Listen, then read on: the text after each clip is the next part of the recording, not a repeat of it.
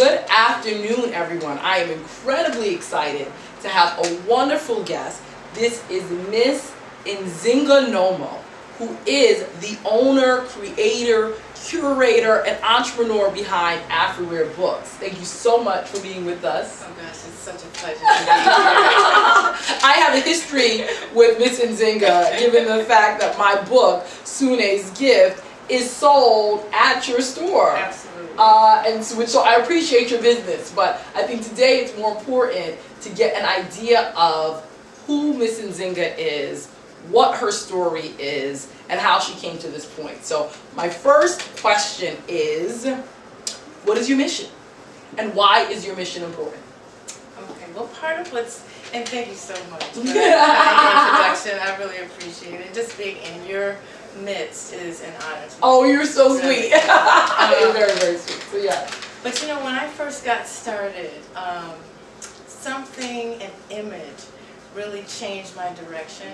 When I started to see reflections of us in products. Yes. Like, for example, I went to a Black History Month event way back in the day, and that was before there were any Black images on greeting cards. And this woman had the most beautiful images that she'd drawn with head wraps on the greeting cards, and I just thought, oh my goodness, everybody needs to see this. At that time, I had no inkling of being in business. I thought that was something that people did after they worked for, 30, 40 years. And, I hadn't even thought about going that direction. Yes. But I just knew I wanted to assist in promoting this positive image of Black people. And that was just the most gratifying thing to me. Wow. Because I knew that once we saw ourselves in this positive light, which is not present in the media, that it would, once you know better, you do better. And so that's really what started me off.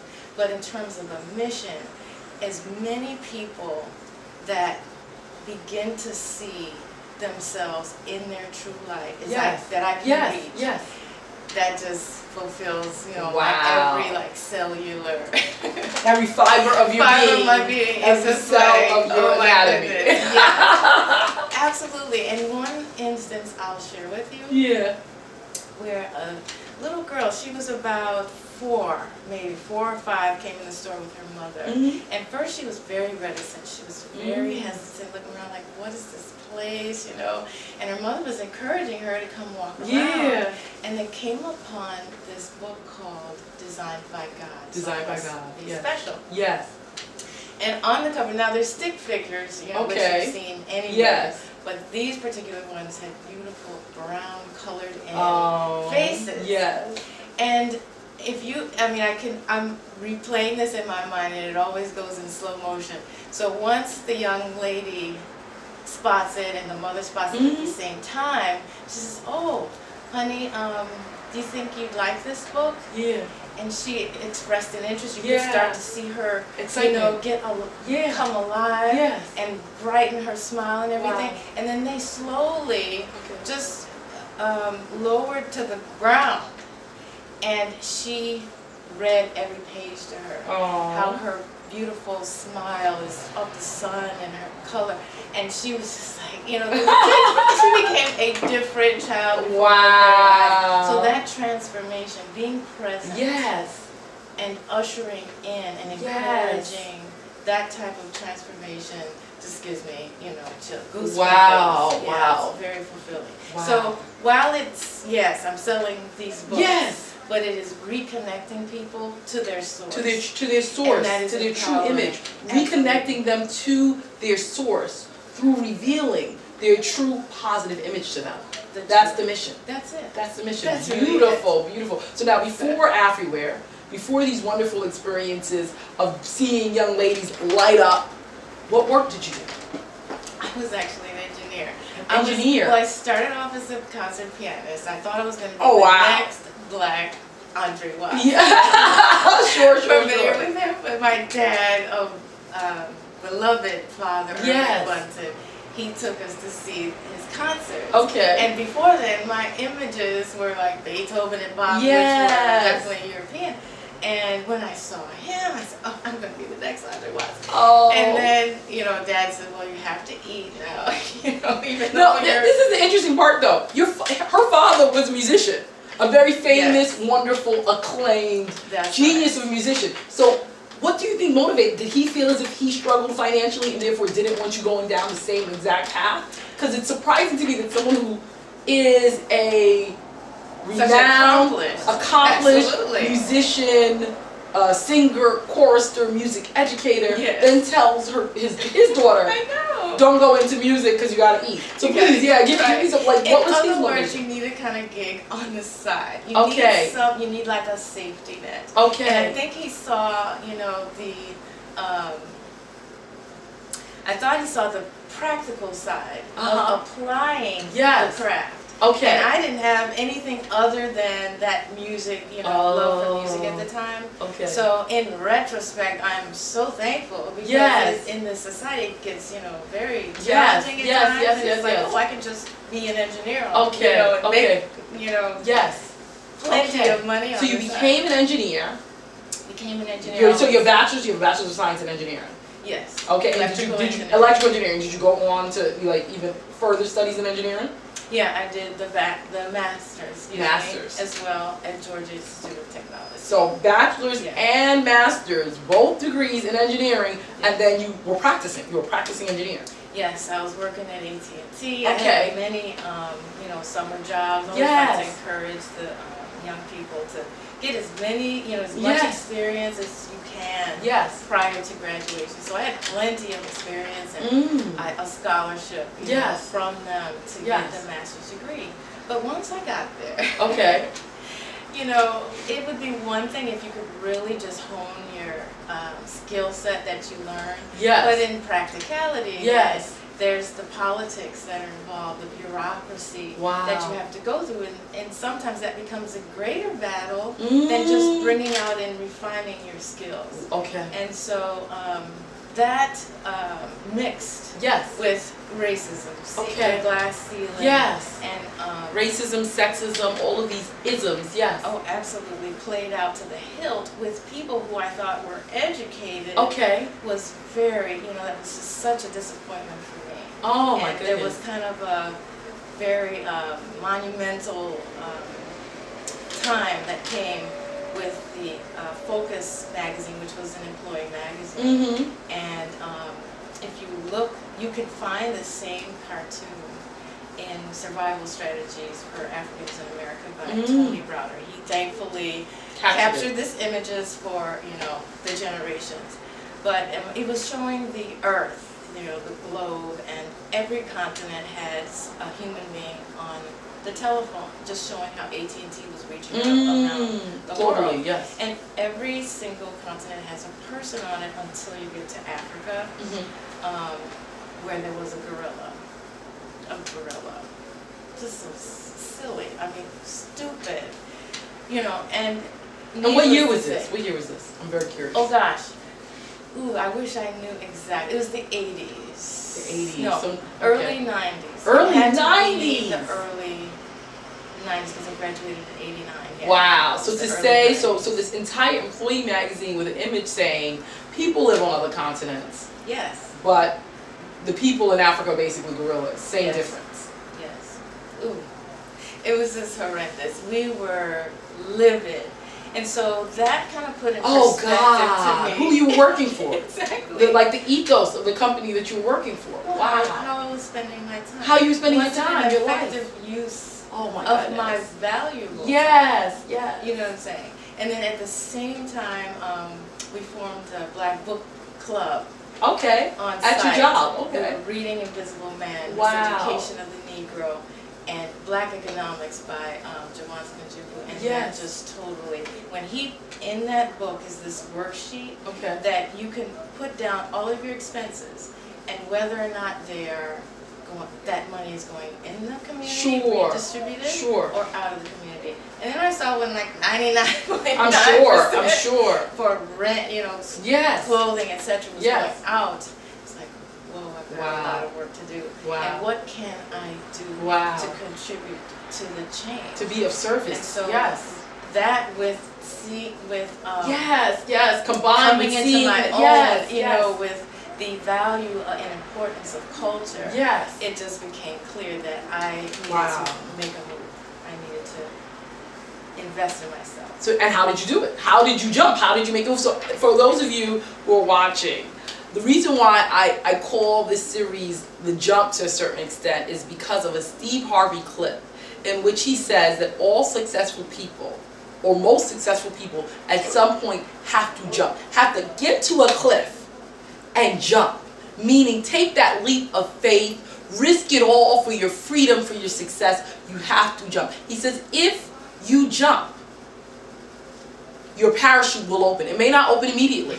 You will hit the cliffs, You'll be hitting it. You'll be in some pain. You will hit it. It will not happen immediately, but eventually the parachute will open and you will be soaring, living the life of your dreams, living the life that you were called to live. And you have a choice. You can jump or you can stay on the cliff. If you stay on the cliff, you will be safe, but you will not fly. So I mean, this was like just a game changer for me. A game changer. And so Miss Nzingha Nommo of Afriware Books, when you're there at AT&T, racist cartoon images, you're reading books showing you that you're not necessarily of service to your community, 99% of your wealth is serving someone else, 99% of your time is serving someone else. How then did you jump out of that? Well, you know, I started off, I waded in the water first. Okay. You know. How long? How many years? How many months? Well, it was months. Okay. Really, before I officially said I'm in business. But first I started off volunteering. Okay. I'm just going to volunteer for an artist and see if I can promote their work. Okay, great. It started going well. And then I added more of a structured, professional, let's say, it's more like Mary Kay kind of, but it wasn't Mary Kay. Where you're going kind of door to door, but it had artwork. Okay. And so the advantage of that is I was seeing how the structure, the infrastructure for running a business without having to, you know, make it myself from scratch. So I could just adopt and adjust what they were doing for my own business, you know, later, which evolved. So this was, of course, maybe 6 months. I was still at AT&T. And had this gig on the side. On the weekends. And then, oh my goodness, once you step into the water, you realize the refreshment of it. Yes, you realize that it's a whole new world and that you have no limits. Your creativity just has no bounds. You know, and you can do anything that you want to do. So when I had to go back into corporate America, you know, Monday through Friday, it was just like, oh gosh, why am I here? This is so boring. I was like, I could be doing something else, and then I started sneaking it, you know, on the lunch hour, just trying to make calls and stuff like that. And then eventually, it just takes over your interest. Your interest, you're just not there. You're just kind of going through the motions. Okay, Oprah Winfrey calls this the Walking Dead. She said when human beings are not living life on purpose, you are not living within your calling and your God-given mission, it's as if you were the Walking Dead. And this sounds like exactly what you're describing. You're there doing engineering just to do it when your mind is on art, economic development, it's on all this other stuff. Wow. So now, so you're now double dipping. When do you plunge? I start talking to some people who knew about life on the other side of the tracks. You know that saying in the black community, you don't go across those tracks. Is there life over there? And so the person who was my nail technician, her name is Teresa, beautiful soul. And she had been doing nails for years and years and years. And she does them naturally. So I thought, wow, but she's got a niche. And so she just sat me down, you know, and she would just say, girl, you can do it, you have the skills. And I've been doing it, you know, and she don't listen. The main thing was that you have to choose very wisely Yes. the company that you keep. Yes. You know, and a lot of times that's close friends. Sure. Or even family. Yeah. Not totally not able, and it's really not personal. It's sure. personal to them that they're not able to imagine themselves doing what taking you're doing. that leap. Absolutely. Like, you have to divorce yourself from their problem. Yes, their worldview, and make sure you're around people who are affirming, promoting, and I would say making your worldview more ingrained. They're like completely in it to win it. Exactly, and it helps your bouncing ideas off of them, and all that momentum builds and can catapult you to the next level instead of having to justify where you are. And other entrepreneurs know that you have to, as L.A. Banks, the great vampire huntress author, you have to stick and move. You know? As she said, Ali would say, you got to move and groove. You don't have time to stew and wonder and then be doubt to wallow in self-doubt. Exactly. Okay, so now you're hanging out with these other entrepreneurs. What point? How do you actually say time to quit? When did you hand in your resignation? And what preparation did you do? So you had some preparation because you were doing it on the side. You were developing contacts. You had entrepreneur friends. When was the moment? I ended up, thankfully, one of my teachers, great teacher, Matoda, and others said, why don't you talk to some of your, the people who've been at AT&T for a long period of time, and ask them if you were going to leave, when would be the best time so that you could maximize whatever benefit, conditions and stuff like that. So, because it might be 2 months, might be a day that you have to wait. That was smart. I love it. Like, then I can see the end of the tunnel. And I'm not just here wallowing. Absolutely. Oh gosh, I was like, oh, this is good. And so it ended up being 2 months or something like. But then in that window, the universe made a move. And that move was that all of a sudden there was this voluntary leave of absence package. That came up. Voluntary leave of absence package. For a year. It was a package without, I wouldn't be paid. But I could keep my benefits. And that's what everybody would say. Wow. Well, health insurance, etc. So you just raised your hand. You said voluntary leave, 1 year, I'm in it. Wow. So that was part of the job. And so I knew. And then as we spoke about, you will get, when you make that leap of faith. You will get many signs like that. They don't come necessarily as, writing on the wall. But it's mostly synchronicity. That you're picking up on, and you're grouping it as a set of things that are affirming a certain message. And then that'll help you to be confident in taking that next step. So I just raised my hand, and I was like, well, I can do this for a year. And then I was out of there. You were out of there. I was out of there. And then eventually I ended up quitting. I couldn't go back. It was just too exciting. Once you're bit by it and you just get totally immersed in it, you're just like, oh my gosh, I didn't know I could have so much fun working. Yes, because it's not work. It's like what you love to do. So it's like we have this idea of work as being like grueling. Oh my, just dying. You're there like you're lifting heavy things and trying to, break rocks at a quarry. That is not what work can be. Exciting, fulfilling, happy, wonderful. And so you found that. So now, any pains that you experienced after the job. So what was the hitting the cliff as our metaphor evolves? How did you hit cliffs at certain points? Oh gosh, there were so many.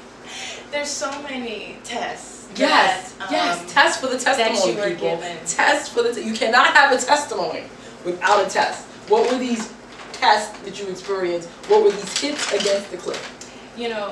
If you decide that you're going to solely go into business for the money, then the money will be taken away from you. Interesting. To test you. Whether it's something beyond that, or whether it's a passion or not. Okay. Whatever that thing is, that will be taken away. Interesting. And that was that was part of my faith, but it's was that I didn't realize how important. So running out of money, that was a huge clip. Oh, yes. Feeling like the savings or the package you got was dwindling. That was a huge issue. Absolutely. In one location, and just to talk about how I handled that. Yes, yes. Okay, thankfully I had been building many relationships, positive relationships with my vendors, people who were supplying me with products. And they were, they just extended their kindness beyond, measure. Wow. I couldn't have dreamt, that thousands of dollars in inventory would be loaned to me, without having to pay up front. Yes, wow. So that really helped a lot. That's huge. Installments. Yes, that's huge. That's huge. It's just enormous. Another cliff. Yes, with the rocks you were hitting. Test the the rocks you were hitting all the way. Down before your parachute opens and you begin. Definitely before. Once they closed the street in front of the store so that cars could not go through it. People could not, they had to, the whole sidewalk was being refinished, and this was supposed to be a summer. It ended up being a year. A year of the street customer, closed. Could you go around the back entrance? They were doing road work? Yes. Oh my God. Oh my God. Had there been any warning beforehand? We were told, yes, this was coming, but of course it sounded a lot more smooth. Okay, it sounded like it was going to be like easier. Oh yeah, we'll just, during the day have this blocked off, and then during night we'll move. The customers had to go around the back, and then, isn't that crazy? Ironic. I know, black-owned bookstore. What we've gone through exactly as a people, you know that, what kind of message? It was just like, oh gosh. Anyway, the best customers in the world. The best. You had the best suppliers and the best customers. Stuck it out totally. Wow. Yeah. Oh my goodness. Well, this is the beauty of it. It's like when you're on mission, other people want to support you in the mission because they share that mission. They were like, your mission is to provide positive images, truthful light, to disseminate those through your bookstore, through the events that you have there, and people were overly generous. And these are people who are not like, the wealthiest human beings on the face of the earth. They were just wealth of spirit. And that's And that's what I say. Every penny that we earn, has been hard. Hard work behind it. Yes. And so, as business owners, as black business owners, we have to step up to the plate and earn to keep it. Yes. So we cannot allow a penny, a dime, etc. to just go by the wayside. Yes. Right, and just own up to the service that you're supposed to provide, because it is deserving, and you are supposed to set your standards higher than you see in average stores where they follow you around the store and treat us like criminals. We're supposed to, that's not our standard. Sure. Our standard is way above that, and should exude respect and dignity for people. Wow. So that's how I try to service. So I asked about the tests. What about the parachutes? So when what were some of the moments that you're like, okay, now I can do this. Now I'm going to fly. Yeah. Were there moments like that? Oh, there's so many. There's so many. And you're like, oh yeah, I've gotten a success. Okay, especially in the beginning, where there's some key moments of V for victory, this is gonna happen, I'm gonna be okay? In the beginning, we're learning moments. Yes. I have, to this day, give credit to a free aid, we can do this, a fellow, that's not a sister, bookstore in the area. Coming from corporate America, where you're taught competition, right? Competition is the enemy. Right? Looked at her bookstore that was close by she was in Bellwood, I was in Broadview, as the enemy. No. It was a She's your sister, not your enemy. It was a backwards. And I was just like, oh no, she's close by. She has the same products and stuff like that. And I just had that. Was she open before you or before you? You named the name. She was open before. Before. And the name of the store is Afriware? That's the name of the person. Owner. Okay. Oh, what was the name of her store? It's unfortunately closed. I think that's a Ghanaian name. I think it means like when you come out well or something like that. Oh, like if you have like a baby and the whole process is smooth. I could be wrong. Native Tree speakers. My parents are Ghanaian and they speak Tree, but I believe it's something like, yeah, like the person came well, like the process came well, that you came into the world well, something like that. Oh, I hope this reflects to her because fits her personality very well. Well. But that was, what I was thinking, and then she taught me the truth. She taught me the way, I'll say, the African way, because she, from the beginning, started sending customers over to me, her customers. Oh my God! And they would tell me, yes, Afriware told us about you. We're so happy for you. I'm like, what? Oh my God! I love it. I love it. You saw that sisterhood and that support. And then she came in the store, and she was like, let's pray, And she's like, right now, Creator, we have to bring wealth. We have to, and I was just like, so touching. So touching. I would have cried. Oh my God. This is totally beautiful. It's just totally beautiful. So I had, I didn't have any business background. Yes. Right? I had electrical engineering. But I was getting my schooling. Business mentoring, tutoring from her. The people. Yes. The community. Yes. Because they wanted you to succeed. That is I love priceless. it. It's called like co-opetition, I believe. Like you want to cooperate because you want the genre to do well. You want independent bookstores in your area with African-centered themes to do well. So you don't want to annihilate your competition because you want the theme to do well. Also, there are going to be instances, right? This is the cooperation and the co-opetition where it's like, oh, I don't have a book. My person needs the book. My customer needs this book immediately because the birthday party is tomorrow. Let me call, I'm Afriware. Let me call, Miss Nzingha and say, do you have this book? So the customer's happy. The customer's like, I got the book. That's what matters. That's what matters. And the company attributes the happiness not just to, Nzingha, but to Afriware because Afriware told her to go to Nzingha. And then on a larger scale, to Black bookstores, independent bookstores. Yes. Whenever we start seeing ourselves in a positive light, to me that is the revolution. That's right a victory. there. That's a victory. Victory. Wow. So those are some of the moments where you're like, okay, I'm getting help. I'm going to do well, etc. And then the big parachute moments were like when Dr. Yawson, who is a preeminent author, scholar, historian. Came to your store? He came to the store. Wow. He passed a couple of years ago, but he is absolutely a giant. He's got, 30 or so books to his name. Wow. He is definitely a must read. Wow. But we had a beautiful, we had a press conference for him. Yes. So the press came in and was asking him questions, the Black press. Wonderful. This is amazing, And it wasn't challenging his work. Yes. It was an appreciation for his work. And isn't that wonderful? Reverence for what his contributions. Instead of him having to battle. Yes. He was just able to relax and, let it all hang out. And it was just so exciting. The parachute is opened. It's opening, and you're beginning to fly. Absolutely beautiful. Afriware is becoming known as the place to go to see these great authors. Wow. Absolutely wonderful. Wonderful. And so now, my next question is, this is like the elephant in the room. I'm speaking to someone who owns an independent bookstore. For most people who are keeping up with the industry, know two challenges.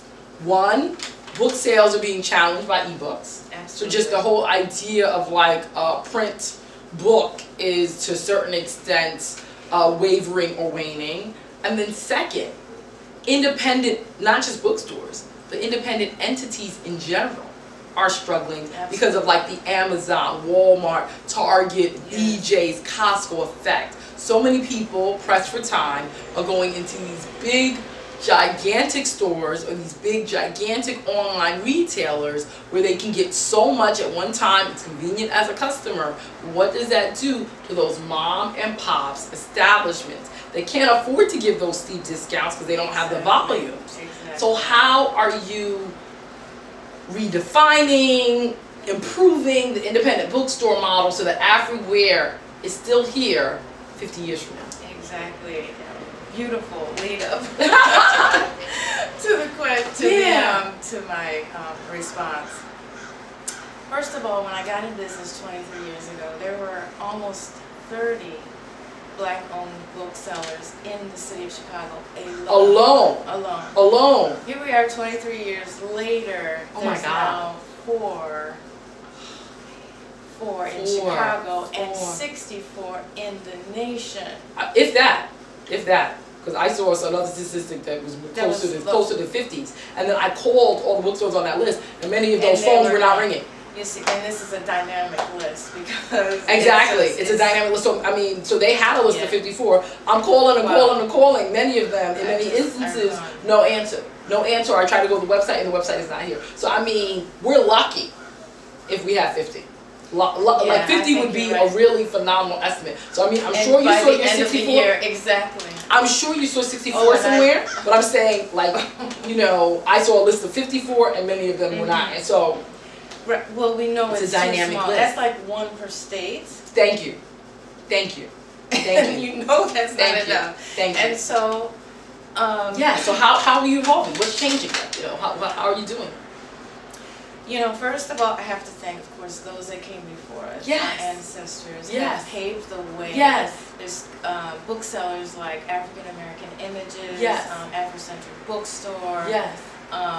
Freedom Found Bookstore, who really just dug in deep and built the Black readership in Chicago. Yes. And now the four of us left, Underground Bookstore, Frontline Bookstore, and Culture Connection, of course, Afriware Books. Really, it's been challenging. Yes. It's been very challenging road, but we're just we have to get extremely creative. You know, so the road that has been paved by our ancestors has helped. The most fantastic customer base you can imagine. For example, I have a customer, an elder, who takes his pension check and he parses off some of it for Afriware and says, I know you need this. He won't let me refuse. This is what his contribution is. Without you giving him books? Or he buys books? He makes sure that, like, he buys books separately. Yes. So he'll give you some of his pension and then also buy books. Yes. Wow. He's just decided, he's like, don't you argue with me. I mean, he's definitely an elder.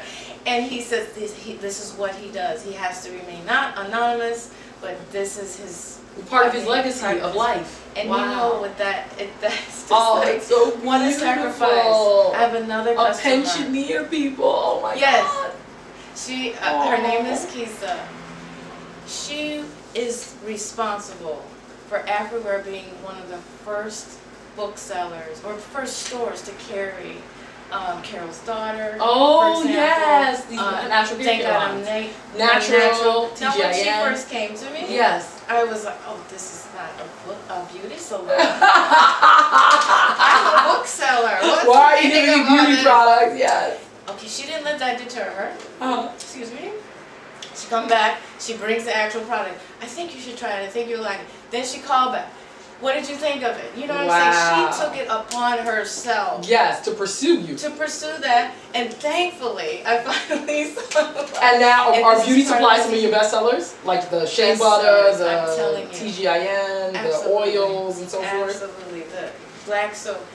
That is what helps in the lead, you know, the in-between times. Because a lot of us reading one book a month, one book every 2 months. Yes. How am I supposed to keep the doors open in between that time? Absolutely. And you know, I appreciate this creative economics because, as many of you know, the Black hair care beauty supply industry is dominated by non-Blacks. So if you have a situation in which Black women especially are spending hundreds of dollars a month, easily hundreds of dollars a month on hair products, skincare products, etc., makeup, etc., yet they can only get those items from beauty supply shops that are non-Black owned, you have a lot of leakage. Tons of leakage. Such a problem. And so the way that we become more inventive is a bookstore carries beauty supplies. Exactly. Which is not straight. Like, this is a funny story, okay? And we're gonna end. This is a funny story. My mom told me she was so like, okay, so you know, being a black person in America of African parentage, you know, of course, I'm used to beauty salons and barber shops. I remember one day my brother came in wearing a coat, and we're like, "Where'd you get this coat?" "From the barber shop." You know, people come into barbershops and hair salons, for the non-African Americans among us, but some African Americans who are not, like, didn't grow up in these sort of neighborhoods. You will be at the beauty supply shop. You will be at a beauty parlor getting your hair done. People come in with coats, with jewelry, with whatever it is they're hawking and selling to you. So the fact that my brother came in with a coat, "Oh, this is an interesting jacket. Where'd you get it from the barbershop?" And the funny thing is, my mother told me that like the prior week to my brother saying that, she was watching an Oprah episode about interracial dating. And there was a black woman married to a white man, and they were talking about like cultural disconnect or strange things that have happened. And the example that the white husband brought up was that the wife had bought some cookies that he liked. And he said, "Where'd you get these cookies? The cookies are delicious." She said, "From the beauty salon." And the husband was like, "Excuse me? How on earth could you purchase cookies from a beauty salon? Like, the only thing I could get from the barbershop is maybe a comb," right? So this is the inventive models in order to, I mean, the leakage is strong. So we're going to have to engage in some more systematic issues with the leakage, but these are some of the leakage prevention models that bookstores, so beauty supplies, and jewelry. There's jewelry here with beautiful earrings and whatnot. Exactly. It's multiple streams that you guys go for. So I'm telling you. So let's list some of these, because some of you listening may want to be making a jump. You may be working at a corporation. That's you may right. say, "I wish I had a bookstore." And if we're going to get the numbers of independent-owned bookstores and people, I'm a fan of independent bookstores owned by people of all races, of course, because as an author, it's like you need independent bookstores to get the word out when you don't have all this press and marketing and money behind you. So let's take some notes from Ms. Nzingha. Yeah. Number one, your model has to be inventive. She takes donations. The elder who's bringing money to you is just giving you a straight up donation. Straight up. Two, she's expanding her product lines. Absolutely. So a bookstore, an independent bookstore in a sort of mainstream community may not be selling beauty supplies and earrings, but Ms. Nzingha of Afriware is. It's not just about books. You have to expand your offering. So these are two ways in which you can be creative. Any other ones you want to add to the list? We also have cultural events. Cultural events. That is really a draw. Okay. Because, you know, of course, I mean, as we said before, people aren't necessarily reading books every day like we want them to. But instead they're talking about subjects that are affecting our community. Yes. And that is so key in bringing back a crowd to the bookstore in between time. So we have posted a number of fantastic authors. My very first author was Tina Ansa. Okay. Ansa, Yes, Baltimore's huge. Oh God. Rest in peace, yes. Walter Mosley is passed? No. I pray, I hope, okay. I mean, no, you said rest in peace. Yes. No, okay. No. I think he's still. Okay, he's on. Yes, I think he's still around. But Pam Grier. Pam Grier has been there. And you know the men were there, ready to see Foxy around the corner. Yeah. Yes, and I already mentioned Dr. Ben Yakinen and Dr. Frances Cress Welsing and Dr. Nedia Corfor. I definitely want to add in there too. She is such a creative author. In fact, part of her creativity has been to add artwork to her books. Yes. And that has given books another life. Books start off as hardcover, then they go softcover, and sometimes they can go different editions and revisions and stuff like that. Well, she has added artwork and sometimes a secret message. What? Oh my God, a secret message. Yes. So this is a lesson to people who sell books. Absolutely. You've got you're absolutely right. He's still alive. Hallelujah. Okay, praise the Lord. Yes. Let Walter Misley come. He's 63 years old and he's still very much alive. I may be confusing him with someone else, so thank you very much. Oh, no problem. And speaking of him, remember what happened in '92 when Clinton said that he was one of his favorite authors. Yes. Book sales increased drastically. So a president can make a huge difference. A huge difference. Wow. That was a good example. Wow. Just okay, so let's continue. We'll take a few notes before we end for anyone out there who's making the jump. So we said accepting donations. We said adding product lines. 3 adding cultural cultures, events. And cultural then events. lastly, I would say being mobile. Afriware will go take the show on the road to you. So we will do a pop-up bookstore wherever you are. We've taken it to the libraries on the south side, Yawson, to Blackstone Library. Wherever we're partnering, I'll say more closely with the authors to see where do you think your customer base is, where are your family and all that located. Because in segregated towns like Chicago, if they're on the south side, they might not come to the north side. So that's why you have to go to them. That's why you have to go to them. Exactly. Okay. And so like doing events at schools or home nursing homes or whatever it is. Wherever it is. We went to NBUF the other couple of weeks ago. It was the Southside Condo Association really talking about the segregation and how bankers and politicians and lawyers all get together and siphon money out of the community in terms of housing. To the tune of $1 million a day. The book is called Family Properties. But anyway, it was a packed room, and I was so happy, to partner with them because they were thirsty for information to arm them against repeating these nefarious practices, and they had a panel of the good bankers and stuff like that didn't engage in that. And of course, that particular book talked about the history of it, as it was practiced. So it was a great partnership. Now, would they have come to Africa? They might have, but they're located on the south side. So it was just great. Wow. And so that being mobile. And then what you were talking about, we have authors providing books that are signed, that have cut, that have drawings on it, etc., made by the author. So actually making the offering you have a little bit unique. Meaning that what they get from Amazon doesn't have the signed signature on it, doesn't have the artwork on it, etc. Exactly. It's more personalized. It's more personalized. It really makes that particular book special and unique from any other one on the planet. Wow. And people care about that. I love it, love it, love it, love it. So thank you. I think we've learned about your jump. And we've also learned some strategy, because this is important. So for all of you electrical engineers out there, you can reinvent your life. If Miss Nzingha Nommo did it, so can you. So thank you so much. And thank you so much. Thank you. Okay.